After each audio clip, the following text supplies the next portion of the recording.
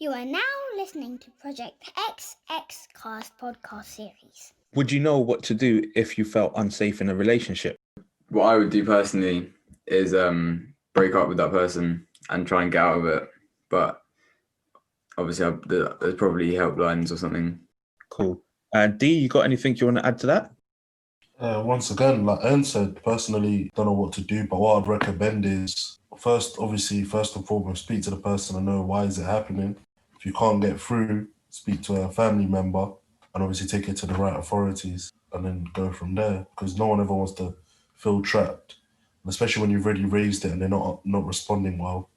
Make sure quick and foremost you resolve, and if you have to take it further, 100% take it further, because that shouldn't be allowed for you to do or for you to even experience it. So say if it was one of your friends that was actually being the perpetrator, how would you respond to that if you found out? Tell him that it's not the right thing to be doing. If it keeps happening, I will probably go and speak with his partner and tell her to break up with him. In an ideal world, what would gender equality look like? And N, I think I'm going to come to you with that discussion point. So in an ideal world, what would gender equality look like? I think gender equality would be like females and males have the same rights, like 100% the same rights. And I would definitely think that we'd start as equaling the pay.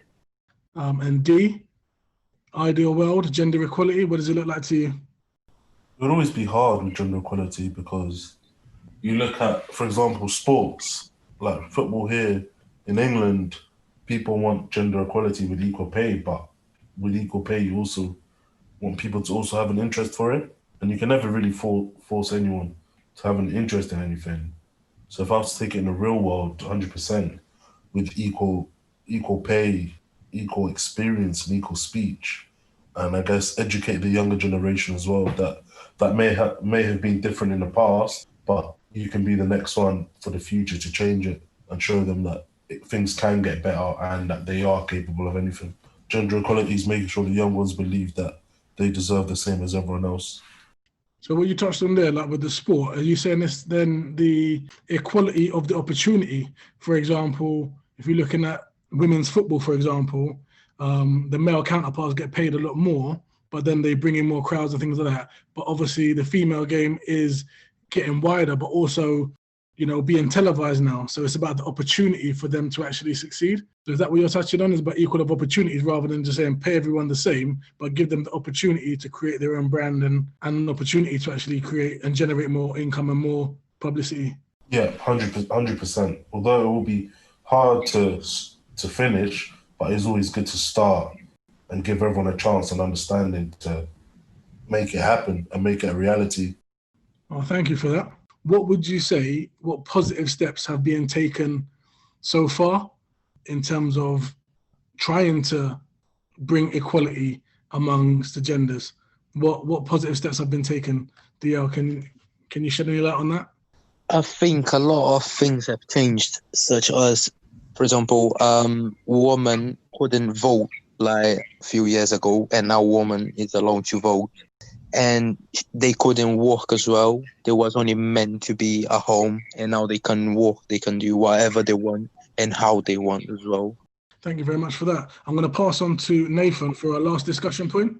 Yeah, great. So this is sort of similar to the last thing we were talking about, but being a bit more specific of the topic we're talking about here, violence in relationships and violence against women and girls. So I just want to ask you guys again, maybe N, I'll start with you. What can be done to reduce violence against women and girls in society?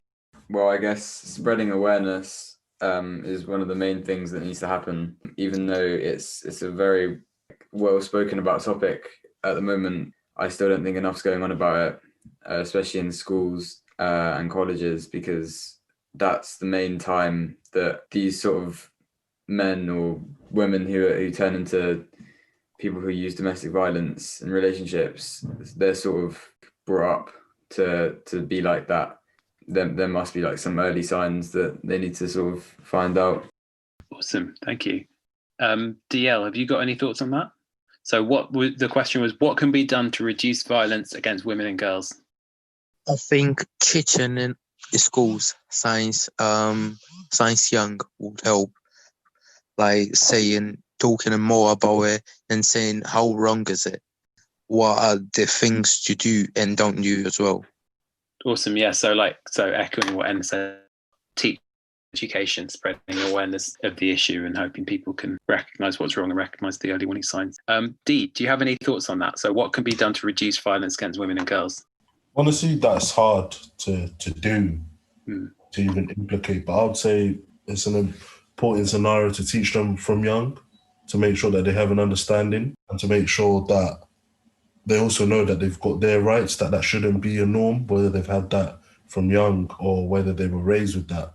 I believe that teaching them from young and even teaching them as they get older, make sure they understand the red signs, the red flags, is important to understand that they don't need to be treated or live life like that. Can I just jump in there? Because all you guys have discussed about education, which I think is extremely important. But are we talking about as well an understanding that we're educating everybody? We're not just educating the victims of signs, but also educating potential perpetrators that this is not the way people should be treated. I just wanted to make that clear. I think that's what we was all saying. But I just wanted to add another bit to that, another caveat. Obviously, we're talking about educating the young to eradicate it going forward. How do you guys feel about harsher punishments on perpetrators that have done it or would do it now? Do you think that could help? DL, I'll come to you on that one. So do you think harsher punishments for perpetrators would be effective in reducing violence against women and girls? Definitely, yeah, definitely. Thanks for that. And N? Yeah, I think harsh sentences would definitely reduce the crime rate or something. And D, for you as well, just a yes or no? Yes, absolutely. That's it. Can I come back on something on that as well? Because I think that's a really interesting point, because I think the sentences is one part of it. And then the other part of it is whatever the sentence is, whether you can actually get a conviction. Because if the sentence is, there's no chance of you actually getting that sentence because they'll never be able to prove it. There's sentences, and harsher sentences is one thing, but there's also the question of whether you can get a conviction or not. And so something that has happened fairly recently in the last few years. So talking about the law, we've talked here about physical abuse and also psychological and emotional abuse. But until quite recently, psychological and abuse without violence wasn't a criminal offence. The only thing that you could go to prison for was physical violence. There was no criminal punishment for an abusive relationship that didn't involve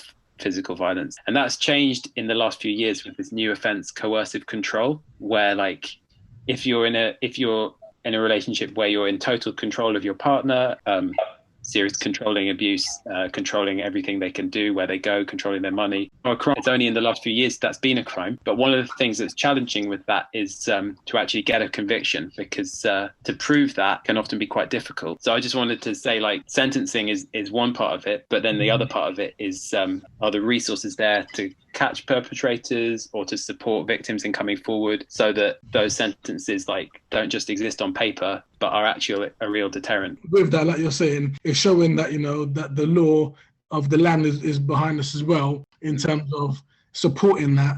And hopefully, again, because we spoke earlier about the percentage of men not coming forward to report, but also I'm sure that there's other victims from both genders who wouldn't come forward because, again, like you said, they're worried about whether or not they'll be able to get a conviction and things like that. Yeah. I think, again, we're definitely moving in the right direction. So it's interesting to have that take on it. Can I just, before we finish, come back on one other thing as well? Because we were talking where you could go for support if you were worried about a relationship yourself, or if you were worried about... Nathan, I think we're having really real difficulty with your line, but what we can do is when this podcast is sent out, we can put some links as well in terms of where people can go for support, just to ensure that information is circulated, especially for young people who are unaware. So we'll try and add that on, because I think there's real difficulty with the connection at the moment. So Dwayne, unless you've got anything to add, I think all we've got left to do is to thank everyone for taking part. Yeah, I think that brings us to a conclusion. I think this was a very well needed podcast, actually. I'm pretty pleased with how it turned out. Just like to thank everyone that was involved, because this was a massive team effort. Big shout out to the youth service. Thanks to yourself, Matt, for always being a pleasure to work with. Shout out to Nathan Wood, Tendo as well, for sitting in. And a big shout out to the young men we had on the panel, because this was a big thing to do, man. So I'd just like to say well done to everybody. Definitely. And again, to our partners working with the girls on their side of the podcast as well. And as I mentioned at the start, hopefully we're going to have an opportunity to bring both the groups together to look at what has been discussed here and, you know, keep the conversation going. The 16 days of action is an important part of the campaign. But beyond that, you know, violence against women and young girls, domestic abuse in itself is something that, you know, we want to eradicate and something that needs to be whether discussed or kept in mind every single day. So anyone who is suffering can find help. Anyone, basically is anyone who needs the support can find it. So again, we will be sharing links out as well for specific links for this topic. Yeah. So thank you very much for all taking part. It's been a pleasure to be involved in one of these Xcast podcasts, my first one. Hopefully I'll be invited back to do it again. You are now listening to Project X Xcast podcast series.